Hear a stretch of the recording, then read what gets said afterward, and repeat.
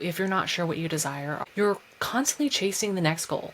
But the second you hit it, it's on to the next thing. No celebration, no pause, just a moving finish line. Your desires don't have to make sense to anyone else. They don't even have to make sense to your logical mind.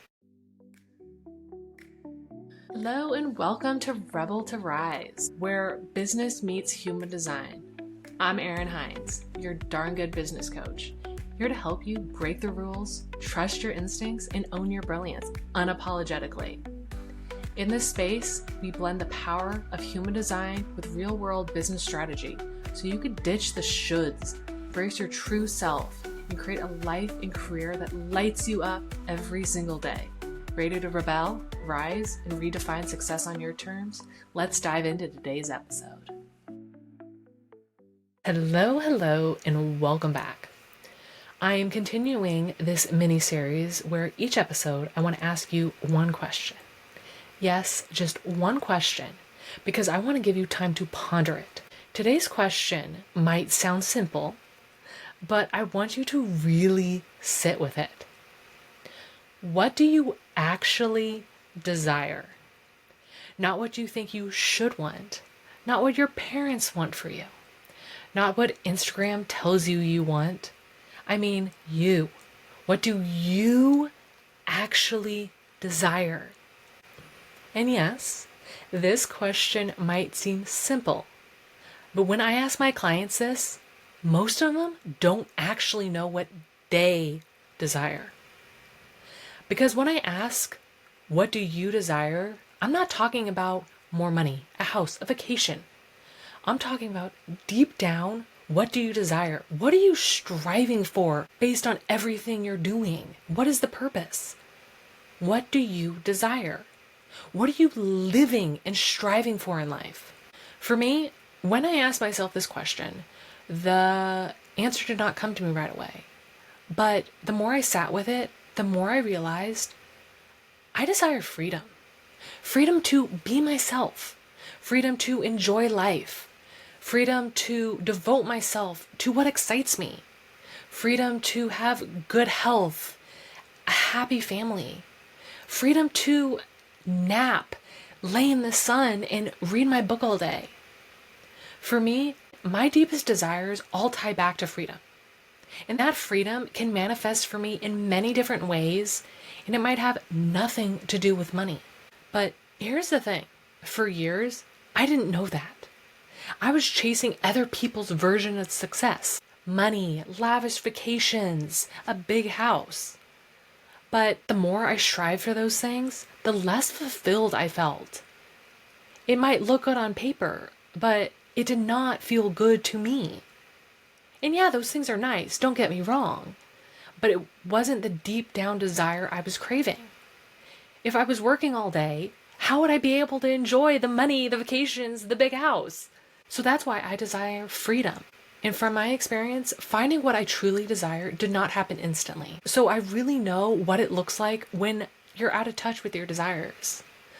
Some of the symptoms I felt and that you might relate to also if you're not sure what you desire are you're constantly chasing the next goal. But the second you hit it, it's on to the next thing. No celebration, no pause, just a moving finish line. Or maybe you can't remember the last time you felt truly proud of yourself without immediately thinking, what's next? Or I gotta do more.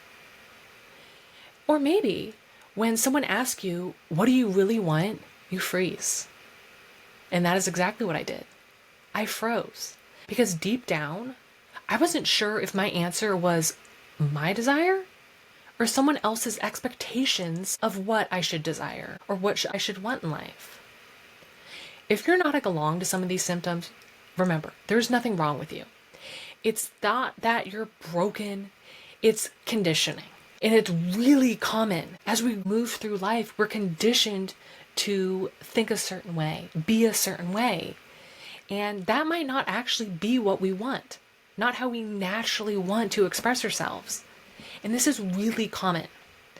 We get so tangled up in the shoulds, the have-tos, the people-pleasing, that our true desires get buried underneath of those things.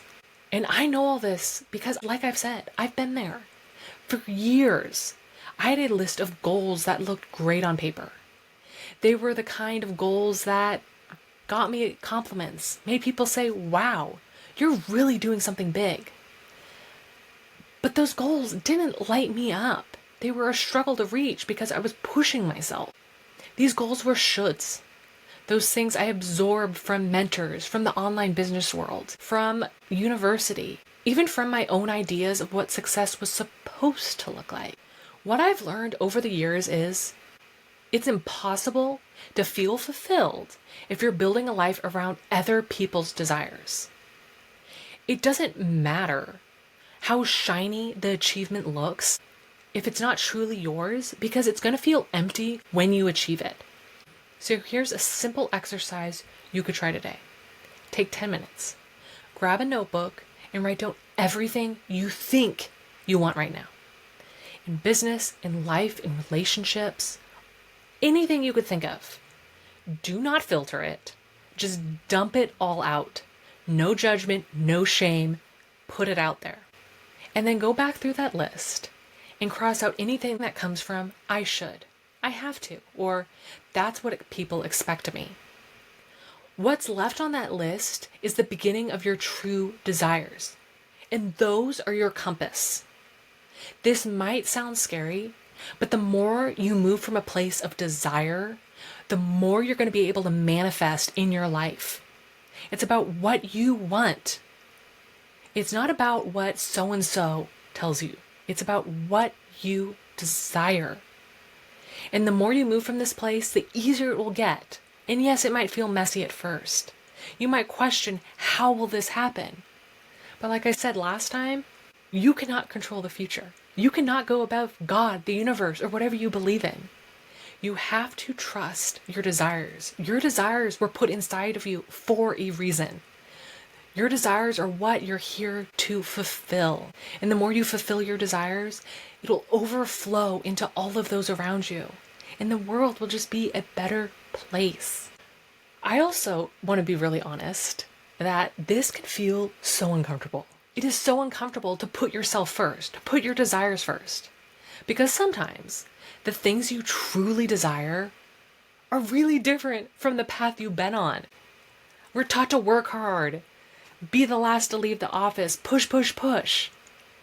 And then shifting to this desire of freedom, I become really afraid, what will people think? And I'm sure you're going to be afraid too. What are people going to say if they knew what you really desired? Maybe your true desire is to run a simpler business, even though you've built a complex one. Maybe it's to work fewer hours, even though your identity has been tied to hustle. Maybe it's to make space for joy, creativity, travel, family. Things you've convinced yourself you'll do someday. Your desires don't have to make sense to anyone else. They don't even have to make sense to your logical mind. Yes, these desires aren't made to be logical. They just have to be your desires. Again, your desires are put into you for a reason. They are meant for you. And here's why desires truly matter. The longer you chase what you don't actually desire, the further you drift from the life and business you actually want. It'll just turn into someday, and you will never reach that one day. And I've seen it. Leaders waking up one day with the success they thought they wanted, only to feel like they're living someone else's dream. And that's a brutal moment. I don't want that to happen to you 30 years from now. I want to help you prevent that.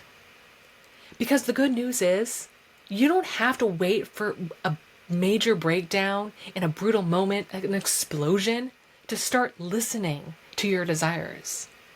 Imagine 6 months from now, waking up with clarity of what you want, saying no to what you don't want, and channeling your energy into the things that light you up. That's when business starts to feel lighter.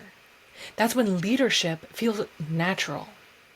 That's when your magnetism turns all the way up because you're actually aligned to what you want.